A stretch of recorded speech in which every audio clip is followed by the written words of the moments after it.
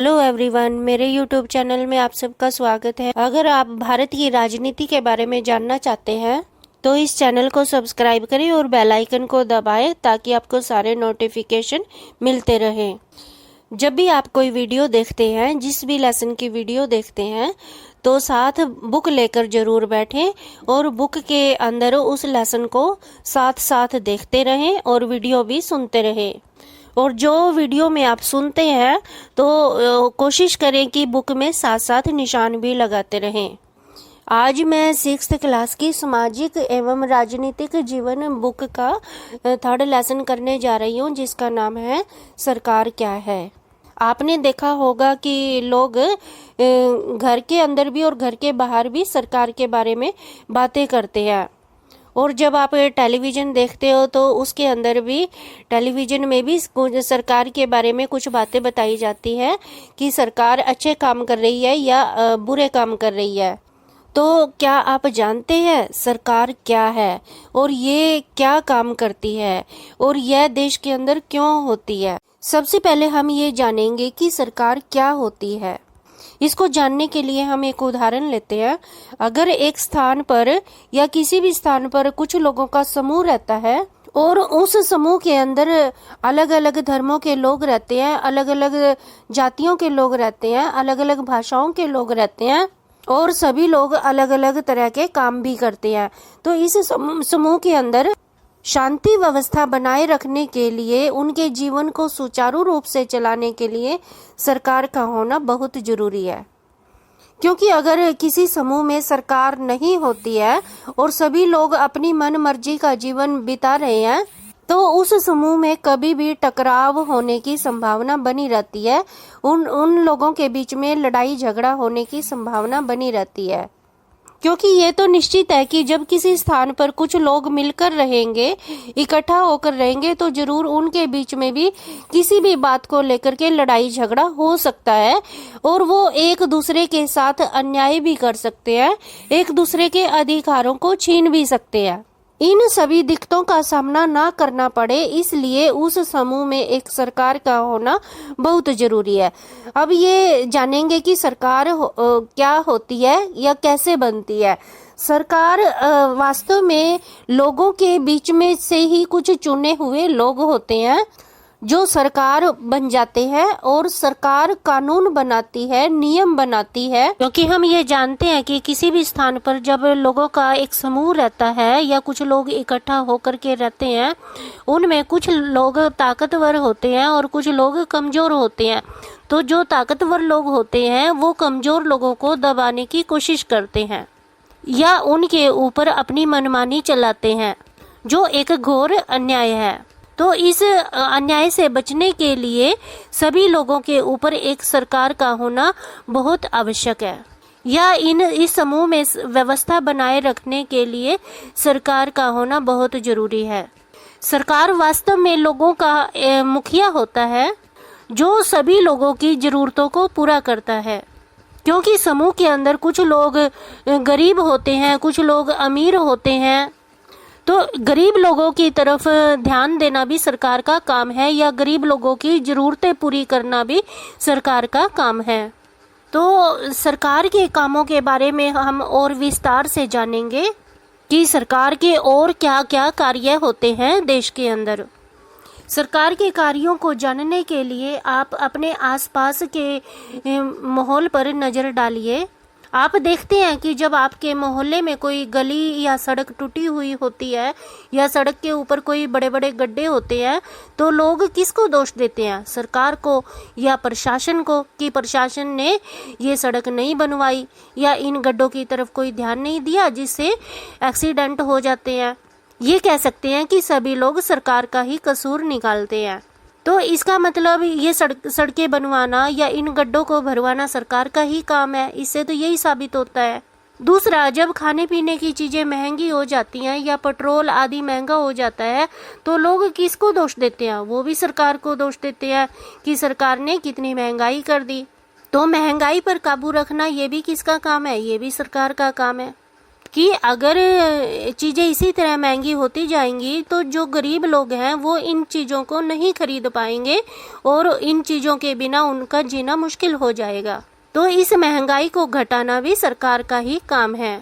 तीसरा, अगर देश के अंदर कोई बीमारी फैल जाती है तो उसके इलाज की दवाइयां बनाना भी सरकार का ही काम है। इसके साथ साथ कई सामाजिक मुद्दे होते हैं, जैसे देश के अंदर कुछ लोग तो गरीब होते हैं और कुछ लोग अमीर होते हैं, तो गरीबी दूर करना ये भी सरकार का ही कार्य है। दूसरा सामाजिक मुद्दा है बेरोजगारी, कि देश के अंदर बहुत सारे नौजवान बेरोजगार बैठे हैं, उनके पास कोई काम धंधा नहीं है, तो उनको रोजगार देना ये भी सरकार का ही कार्य है।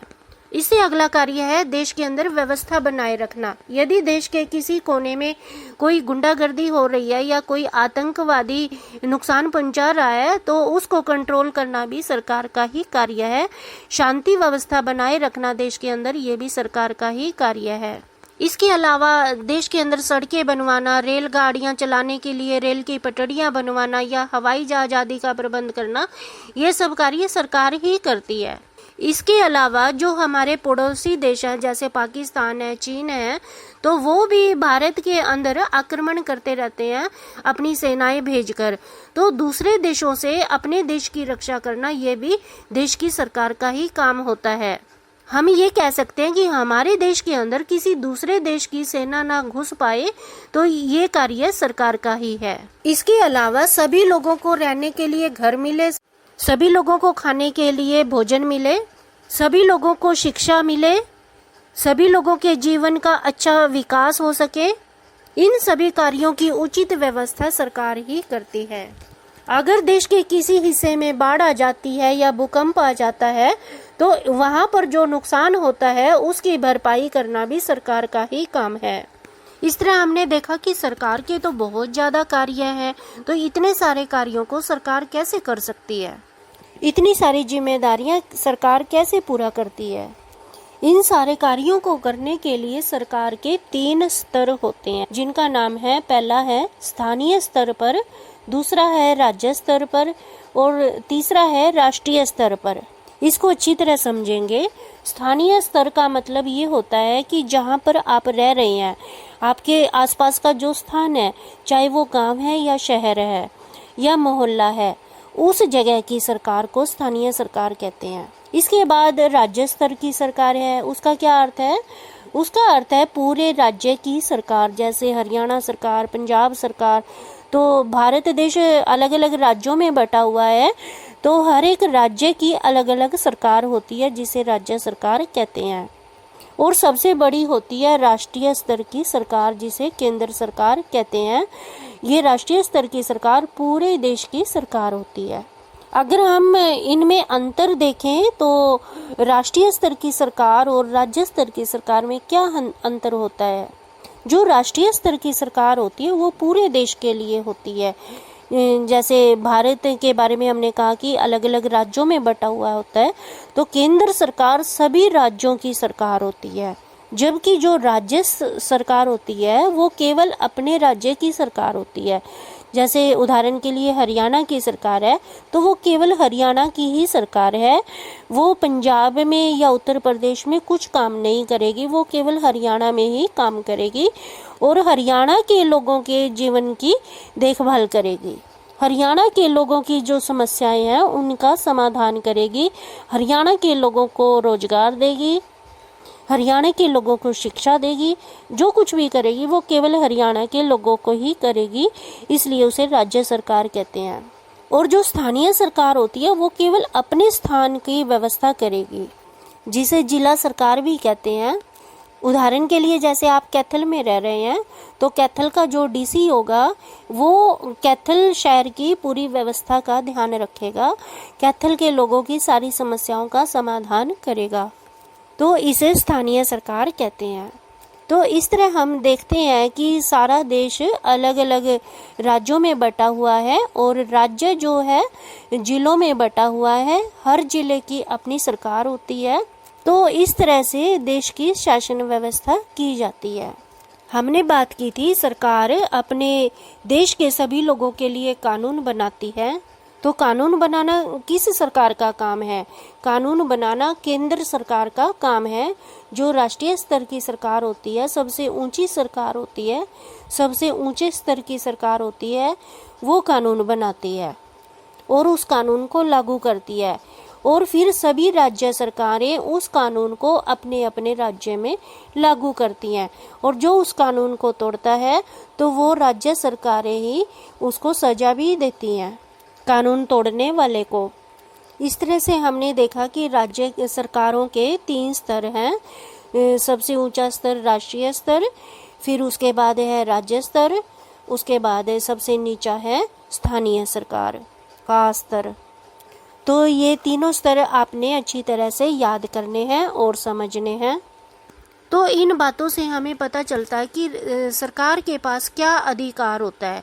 तो सरकार के पास कानून बनाने का अधिकार होता है और उस कानून को लागू करने का अधिकार होता है। तो क्या लोगों के पास कोई अधिकार नहीं है? लोगों के पास भी अधिकार है, क्योंकि जो सरकार ने कानून बनाए हैं वो सभी लोगों के लिए है। अगर कोई व्यक्ति उस कानून को नहीं पालन करता तो उसकी शिकायत की जा सकती है कोर्ट के अंदर, न्यायालय के अंदर, और उस पर मुकदमा भी चलाया जा सकता है और न्यायालय कानून तोड़ने वाले व्यक्ति पर कार्रवाई करता है। अब हम देखेंगे सरकार के कितने अंग हैं। अगर हम सरकार के अंगों के बारे में जानना चाहते हैं तो इससे पहले हमें ये जानना होगा कि सरकारें कितने प्रकार की होती हैं। क्या सरकार एक ही प्रकार की होती है या एक से ज़्यादा प्रकार की होती है? तो सरकार एक से ज़्यादा प्रकार की होती है। जैसे एक होता है लोकतंत्र और दूसरा होता है राजतंत्र। तो सरकार 2 तरह की होती है, 2 प्रकार की होती है। पहले हम राजतंत्र की बात करेंगे कि राजतंत्रीय सरकार किसे कहते हैं। राजतंत्रीय सरकार वो होती है जिस सरकार के अंदर राजा या रानी होता है। जैसे हमने अपने पिछले इतिहास की बात की, मुगल शासन की बात की कि वहाँ मुगल राजा होते थे या रानी होती थी और राजा के पास कुछ सलाहकार लोग होते थे जो राजा को सलाह देते थे। तो ये लोग राजा को सलाह तो देते थे, लेकिन क्या करना है और क्या नहीं करना है ये राजा या रानी ही सोचते थे, तय करते थे। तो जो सरकार राजा या रानी चलाते हैं उसे राजतंत्रीय सरकार कहते हैं। नाम से ही पता चलता है, राज यानी राजा, राजा के द्वारा चलाई गई सरकार। और दूसरी प्रकार की सरकार है वो है लोकतंत्रीय सरकार, जो हमारे देश के अंदर है। इस सरकार में क्या होता है, देश के सभी लोग वोट दे करके अपनी पसंद का नेता चुनते हैं। अब वोट देने का अधिकार किसको है? वोट देने का अधिकार जो व्यक्ति 18 साल का हो चुका है या जिसकी उम्र 18 साल की हो चुकी है उसे वोट देने का अधिकार होता है और उस व्यक्ति को वयस्क व्यक्ति कहते हैं। वयस्क यानी वो 18 साल से ऊपर हो गया। तो 18 साल से ऊपर हर व्यक्ति को वोट देने का अधिकार होता है और वो अपने पसंद के नेता को वोट देता है और उसे अपना प्रतिनिधि चुन लेता है। ये प्रतिनिधि सरकार का हिस्सा बन जाते हैं और सरकार का हिस्सा बन जाने के बाद ये जिस स्थान से या जिस एरिया से जीत कर आते हैं उस स्थान के लिए ये कार्य करते हैं। उदाहरण के लिए जब आपके शहर में वोट पड़ते हैं तो पूरे शहर अलग अलग वार्डों में बटा हुआ होता है। हर एक वार्ड से इलेक्शन होते हैं और सभी वार्डों का अपना अलग से एमसी होता है। तो आप अपने एमसी को वोट दे करके चुनते हैं। तो जो आपका एमसी होता है वो आपके वार्ड का ही कार्य करता है कि अगर आपकी गली मोहल्ले की सड़क टूट जाती है तो आप अपने एमसी को कहते हैं। अगर आपकी गली में पीने का पानी नहीं आता है तो आप अपने एमसी को कहते हो। आपके मोहल्ले में अगर बिजली का प्रबंध नहीं है तो आप अपने एमसी को कहते हैं। तो इस तरह से शासन व्यवस्था चलाई जाती है या प्रशासन चलाया जाता है। तो ऐसी व्यवस्था को हम लोकतंत्रीय सरकार कहते हैं। अब लोकतंत्रीय सरकार तो काफी देशों में है, लेकिन वास्तव में लोकतंत्रीय सरकार उसको कहते हैं जिसने अपने सभी देश के सभी लोगों को वोट देने का अधिकार दिया हो। असल में वही लोकतंत्रीय सरकार होती है। इस लोकतंत्रीय सरकार में हमारे चुने हुए प्रतिनिधि ही जाकर के सरकार का हिस्सा बनते हैं, इसलिए इसे प्रतिनिधि लोकतंत्र भी कहते हैं। अब जो हमने बात की वोट देने की, कि सभी लोगों को वोट देने का अधिकार है, क्या ये शुरू से ही वोट देने का अधिकार है? क्या शुरू से ही सभी लोगों को सरकार बनाने का अधिकार है? नहीं, वास्तव में ये शुरू से ही हमें अधिकार नहीं मिला है। वास्तव में कोई भी अधिकार सरकार ने अपनी इच्छा से हमें नहीं दिया है। ये अधिकार हमने आंदोलन कर करके लिए हैं। एक बड़ा संघर्ष कर करके हमने ये अधिकार प्राप्त किए हैं। एक समय था कि जब औरतों को या गरीब व्यक्तियों को वोट देने का अधिकार नहीं होता था, क्योंकि उनको बुद्धिमान नहीं समझा जाता था, और केवल जो लोग पढ़े लिखे होते थे या जिनके पास धन दौलत होता था उन्हीं को वोट देने का अधिकार होता था। अब आप सोचिए कि जो व्यक्ति पढ़ा लिखा है और जिसके पास धन दौलत है, क्या वही बुद्धिमान है? और जिसके पास धन दौलत नहीं है और जो पढ़ा लिखा नहीं है, तो क्या वो मूर्ख है? ऐसा नहीं। तो जिन लोगों को वोट देने का अधिकार नहीं था, उन्होंने एक बहुत लंबा संघर्ष किया, आंदोलन किया, और बाद में उन्हें ये वोट देने का अधिकार मिल गया। भारत में आज़ादी से पहले बहुत कम लोगों को वोट देने का अधिकार होता था, और गांधी जी समेत कई लोगों ने मिलकर के ये संघर्ष किया था, आंदोलन चलाया था, और बहुत सभी गरीबों ने, औरतों ने इस आंदोलन में भाग लिया था, और उसके बाद ही उन्हें वोट देने का अधिकार मिला था। गांधी जी ने तो ये भी कहा था, मैं यह विचार सहन नहीं कर सकता कि जिस आदमी के पास संपत्ति है वह वोट दे सकता है, लेकिन वह आदमी जिसके पास चरित्र है और संपत्ति नहीं है, और जो दिन भर अपना पसीना बहाता है और ईमानदारी से काम करता है, वह वोट नहीं दे सकता, क्योंकि उसने गरीब आदमी होने का गुनाह किया है। तो ये गांधी जी के द्वारा कही हुई बात है कि गांधी जी को भी ये बात अच्छी नहीं लगी थी कि औरतें भी वोट ना दे और गरीब व्यक्ति भी वोट ना दे, जो धनवान है वो ही वोट दे। इस तरह से महात्मा गांधी जी ने ये आंदोलन चलाया, जिसमें सभी गरीबों ने बढ़ चढ़ कर भाग लिया था। ये समस्या केवल भारत में ही नहीं थी, बल्कि यूरोप में भी ये समस्या थी। यूरोप में बहुत सारे देशों में औरतों को या गरीबों को वोट देने का अधिकार नहीं था। उन्होंने भी काफी संघर्ष के बाद ही वोट देने का अधिकार प्राप्त किया था। जब पहला विश्व युद्ध हुआ था तो इस युद्ध के दौरान बहुत सारे पुरुष युद्ध में चले गए थे। प्रथम विश्व युद्ध में लड़ने के लिए चले गए थे काफी सारे पुरुष। तो वो पुरुष युद्ध में जाने से पहले जो काम करते थे, अब उस काम को कौन करेगा, क्योंकि वो तो युद्ध में चले गए। तो अब उस काम को करने के लिए स्त्रियों को बुलाया गया। तो स्त्रियों ने इस काम को बहुत अच्छे ढंग से किया, जबकि स्त्रियों को ये समझा जाता था कि वो पुरुषों वाले काम नहीं कर सकती हैं, क्योंकि उनके अंदर ये काम करने की समझ नहीं है, योग्यता नहीं है, तो उन्हें अयोग्य समझा जाता था पुरुषों वाले काम के लिए। लेकिन जब औरतों ने पुरुषों के इन काम को बड़ी अच्छे ढंग से किया, तो लोग उनके कामों को देखकर बड़े हैरान हो गए कि हम इन औरतों को कितना रूढ़िवादी समझते थे और कितना अयोग्य समझते थे कि ये काम, पुरुषों वाले काम औरतें नहीं कर सकते, लेकिन उन्होंने तो बहुत अच्छे ढंग से करके दिखाया। तभी से औरतों को भी पुरुषों के समान समझा जाने लगा, योग्य समझा जाने लगा। इसके बाद औरतों ने भी वोट देने की अधिकार की मांग की। ये वोट देने का अधिकार यूरोप में या अमेरिका में भी ऐसे ही नहीं मिल गया। इसके लिए भी उन्हें बहुत लंबी लड़ाई लड़नी पड़ी, आंदोलन चलाना पड़ा। वहां पर जो औरतों ने आंदोलन चलाया, उन्होंने लोहे की जंजीरों से अपना शरीर बांधकर आंदोलन चलाया, ताकि वो जगह जगह पर जाकर प्रदर्शन कर सके कि पुरुषों ने औरतों को कैसी बेड़ियों में बांध रखा है। कई औरतों ने क्रांतिकारी काम किए और कई औरतों ने तो भूख हड़ताल भी की थी। इसके बाद ही उन्हें वोट देने का अधिकार मिल पाया था। अमेरिका में औरतों को वोट देने का अधिकार 1920 में मिला था, जबकि इंग्लैंड में 1928 में मिला था। और भारत में तो यह अधिकार भारत की आज़ादी के साथ ही मिल गया था।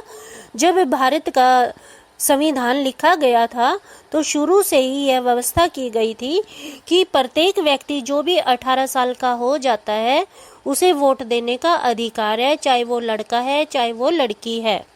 इस तरह से भारत के प्रत्येक व्यक्ति को अपना वोट दे करके अपनी पसंद का नेता चुनने का अधिकार है, और वो नेता ही सरकार में जाकर हमारे लिए कार्य करता है, हमारी आवाज को सुनता है, हमारी समस्याओं को बताता है सरकार के सामने, और सरकार उस पर कानून बनाती है और उस कानून को लागू करती है।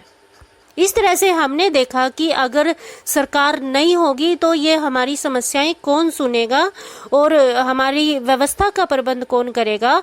तो इन समस्याओं का निपटारा करने के लिए हर एक देश में सरकार का होना बहुत जरूरी है। और अब तो जो लोकतंत्रीय सरकार होती है जिस देश में, तो उस देश में लिखित संविधान भी होता है, परंतु यह लिखित संविधान सभी लोकतंत्रीय सरकारों में नहीं है कि और भी देशों में लोकतंत्रीय सरकार है, लेकिन ये जरूरी नहीं है कि उनके पास लिखित संविधान हो। लेकिन हमारे देश में लिखित संविधान है, और इस संविधान के अंदर सरकार को भी शक्तियां दी गई हैं और लोगों को भी अधिकार दिए गए हैं। लोगों को अधिकार भी दिए गए हैं और लोगों को कर्तव्य भी दिए गए हैं। जैसा कि लेसन के स्टार्टिंग में ही दिखाया गया है, भारत का संविधान और नीचे लिखा हुआ है मूल अधिकार। तो मूल अधिकार का मतलब क्या होता है कि ये हमें भारतीय नागरिक होने के नाते ये अधिकार भारत के प्रत्येक व्यक्ति को मिले हैं, ये देश ने दिए हैं अपने नागरिक को। जैसा कि पहला अधिकार है समता का अधिकार या समानता का अधिकार, और दूसरा है स्वतंत्रता का अधिकार, तीसरा है शोषण के विरुद्ध अधिकार, चौथा है धर्म की स्वतंत्रता का अधिकार, पांचवा है संस्कृति और शिक्षा संबंधी संस्कार अधिकार, और छठा है संवैधानिक उपचारों का अधिकार। इनके बारे में हम ज़्यादा डिटेल में अगले पाठ में पढ़ेंगे, यहाँ हम संक्षिप्त में ही करते हैं। इस लेसन के अंदर हमने देखा कि सरकार होना क्या जरूरी है, और ये सरकार क्या होती है, कैसे कार्य करती है, कौन कौन से कार्य करती है, हमारे देश के अंदर कितने स्तर की सरकार है, सरकार के कितने अंग होते हैं, और ये अंग कौन कौन से कार्य करते हैं, सरकार इतने बड़े देश के ऊपर कैसे व्यवस्था बनाए रखती है, सरकार दूसरे देशों के आक्रमण से अपने देश को कैसे बचाती है, ये सब हमने इस लेसन के अंदर पढ़ा। तो उम्मीद करती हूँ कि आपको ये वीडियो अच्छी लगी होगी और आपको ये लेसन अच्छी तरह से समझ आ गया होगा। अगर आपको एक बार वीडियो देखने से लेसन समझ नहीं आता है तो आप 2 बार देखिए, 3 बार देखिए, और जब भी आप कोई भी वीडियो देखते हैं, सुनते हैं, तो अपने साथ बुक लेकर के जरूर बैठे अगर आपके पास बुक है, और उस बुक में भी देखते रहें, निशान लगाते रहें जो कुछ आप वीडियो में सुनते हैं। इसके साथ ही हमारा ये लेसन यहाँ पर समाप्त हो जाता है। अगर आप भारत की राजनीति के बारे में जानना चाहते हैं तो इस चैनल को सब्सक्राइब करें, बेल आइकन को दबाएं ताकि आपको सारे नोटिफिकेशन मिलते रहें। All the best.